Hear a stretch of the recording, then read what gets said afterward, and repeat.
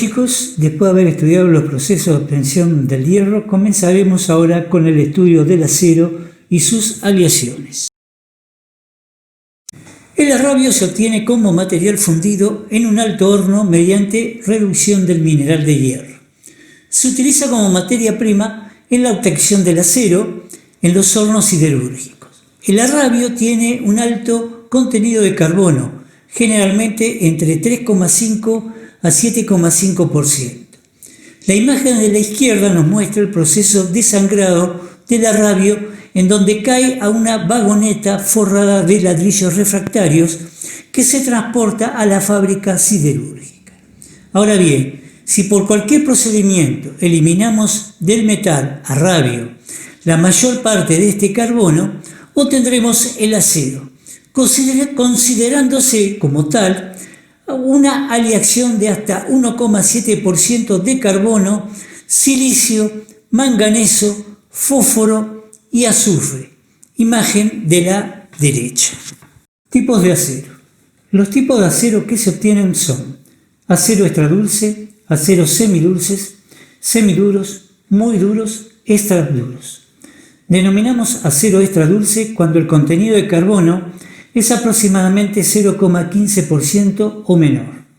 El resto de los aceros se va obteniendo a medida que aumenta el contenido de carbono. Métodos de obtención. Proceso de obtención al estado líquido. Para la obtención de un tipo determinado de acero tenemos dos caminos. Descarburando consiste en eliminar elementos como el silicio, manganeso, fósforo y azufre y también carbono. Carburando se adiciona carbono en forma dosificada para obtener el tipo de acero deseado. Según la naturaleza del revestimiento refractario del horno, tendremos dos procesos: ácidos, que es utilizado con materiales muy puros; básicos, permiten eliminar fósforo y azufre y en consecuencia se pueden obtener buenos aceros. Método al convertidor. La imagen nos muestra un convertidor, que son dispositivos donde se carga el arrabio líquido y se obtiene acero o fundición de hierro de composición ajustada. Están constituidos con una estructura envolvente de chapa. En el interior consta de un grueso revestimiento refractario. En el fondo contiene sendos agujeros por donde ingresa el aire suministrado por los compresores. Los tipos de convertidores son Weissenberg-Thomas, convertidor LD. Convertidor Weissenberg-Thomas. Convertidor Weissenberg. Es un horno en forma de pera que está forrado con refractario ácido. El convertidor se carga con chatarra fría y se le vacía arrabio de retiro. Posteriormente se le inyecta aire a alta presión con la que se eleva la temperatura por arriba del punto de fusión del hierro, haciendo que éste hierva. Esto hace que las impurezas son eliminadas y se obtiene aceros de alta calidad. Convertidor Thomas. Este horno posee un revestimiento básico que permite desfosforar y desulfurar el material. La imagen derecha superior observamos las distintas etapas de obtención del acero con este horno, y en la imagen derecha inferior una vista real de este tipo de convertidor. Convertidor LD. Existe un procedimiento más moderno empleando convertidores. En ello no se inyecta aire a presión a través de la masa líquida, sino que se sopla oxígeno a través de una lanza directamente sobre la superficie. El chorro de oxígeno va acompañado con polvo de piedra caliza. El oxígeno reacciona con el carbono del arrabio y lo elimina en forma de dióxido o monóxido de carbono. La caliza sirve para eliminar impurezas, entre las que se destaca el fósforo. Como vimos anteriormente, las imágenes nos van mostrando el desarrollo de la obtención del acero con este método. Hornos Siemens-Martin. Este horno permite utilizar grandes cantidades de chatarra o desechos de fundición de hierro y de acero. Para descarburar se suele utilizar mineral de hierro y para recarburar arrabio. Son hornos de reverbero, cuya característica fundamental consiste en la recuperación del calor de los gases de escape, con los que se calientan unas cámaras colocadas debajo del horno con laberintos para lograr posteriormente precalentar el aire que ingresa para la combustión. logrando así elevadas temperaturas con ahorro de combustible, imagen de la derecha. Estos hornos pueden tener revestimientos ácido o básico y el proceso químico metalúrgico es el mismo que vimos para los convertidores, solo que acá las reacciones son menos enérgicas porque la llama solo toca la superficie y la masa metálica recibe el calor a través de la escoria. Cuando los hornos usan gas como combustible, se hace pasar el mismo por cámaras similares a las descritas por el aire, lográndose temperaturas dentro del horno de hasta 1800 grados centígrados. La siguiente imagen nos muestra cómo es una instalación de este tipo de horno. Hornos eléctricos. Estos hornos no queman combustible como los tradicionales. Aquí se utiliza la energía eléctrica que se transforma en calor, permitiendo que se produzcan las mismas reacciones que los hornos a combustible. Los productos obtenidos son más puros, más homogéneos y en general de mejor calidad que con los hornos convencionales.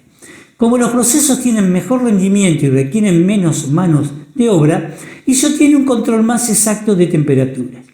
Además, estos hornos eléctricos poseen un rendimiento calórico mayor porque no hay escapes de gases a la chimenea y porque el calor se produce precisamente en el lugar en que es requerido.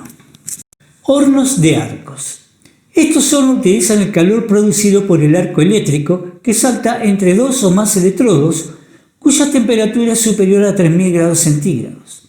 Se distinguen el horno de arco directo, figura A, que se usa para fundir acero en cantidades limitadas hasta unos 500 kilogramos.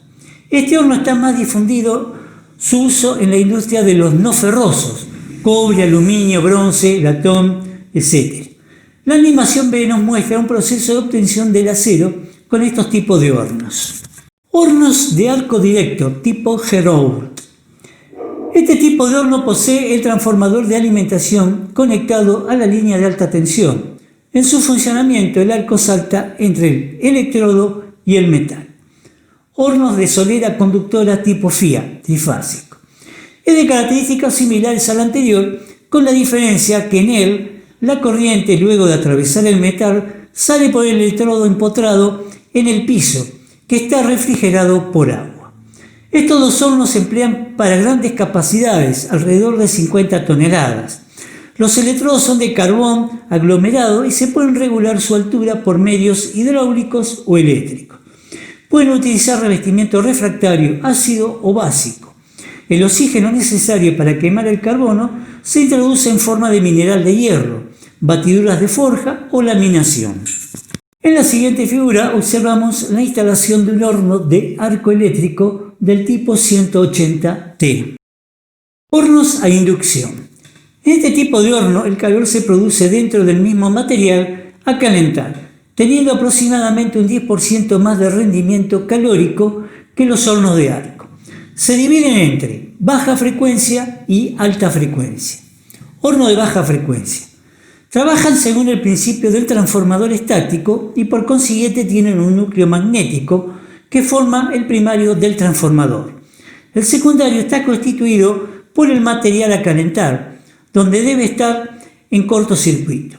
El flujo variable que circula por el núcleo magnético induce en el secundario una corriente eléctrica grande y lo funde. Su utilización más específica es para obtener metales no férreos, bronce, aluminio y otros. Hornos de alta frecuencia. Estos hornos constan de un crisol totalmente rodeado de una bobina de cobre, enfriada por agua, a través de la cual pasa la corriente que genera el campo magnético, lo que calienta el crisol y funde el metal en su interior. Se emplea principalmente para la fabricación de aceros aleados. Característica. La fundición por inducciones es extremadamente rápida, limpia y uniforme, cuando se realiza correctamente. La fuerza y magnitud de este campo varía en función de la potencia y corriente que pasa a través de la bobina y su número de espiras. El rango de capacidades de estos hornos es de hasta 320 toneladas y son utilizados para fundir toda clase de metales ferrosos o no ferrosos, incluso metales preciosos. Pueden tener revestimiento ácido o básico y no se pueden realizar descarburaciones ni recarburaciones. Colada de acero. El acero líquido de los hornos o convertidores, para su utilización, recorre dos caminos.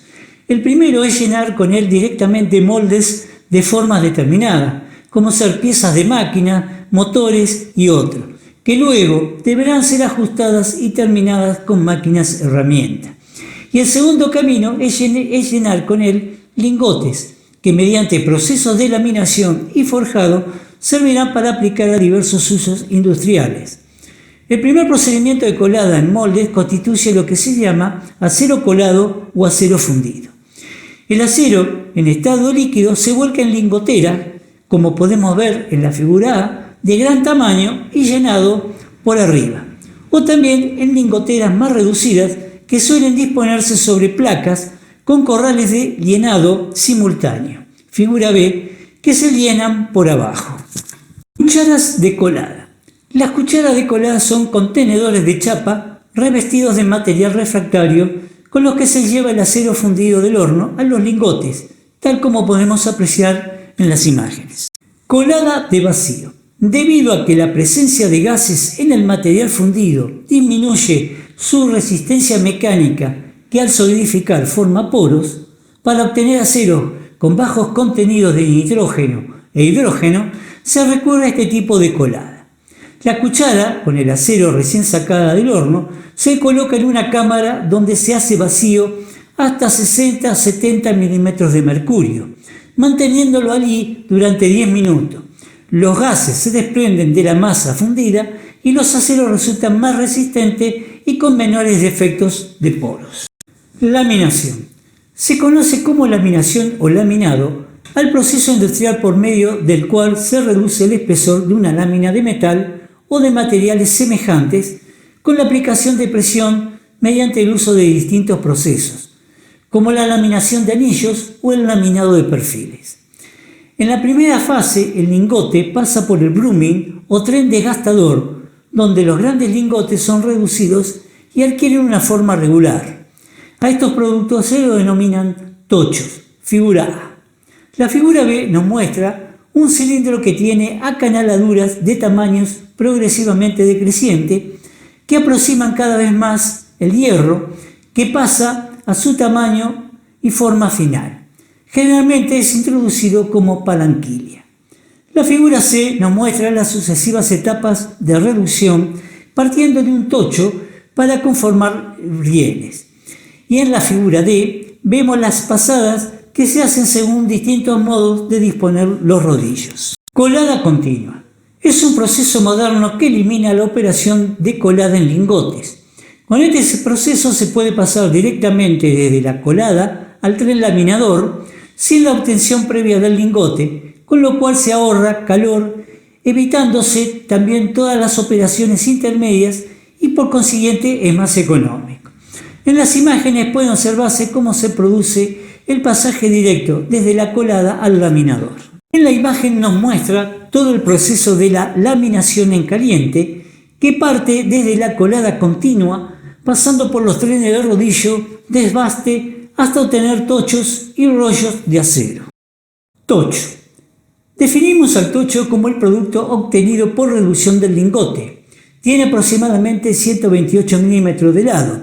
Se determina a la venta o al almacenado para su posterior utilización en los laminadores o en forja pesada. Palanquilla. Es un producto intermedio que se obtiene laminando el tocho. Es una barra de sección cuadrada con ángulos redondeados. De ello se parte para laminar barras de distintas medidas y otros productos terminados como flejes, perfiles, etc. Bueno, hemos estudiado los procesos de obtención del acero. Espero que hayan entendido. Como siempre les dejo el apunte y el correspondiente trabajo práctico. Si no entendieron algo me lo comunican por el claro. Hasta pronto.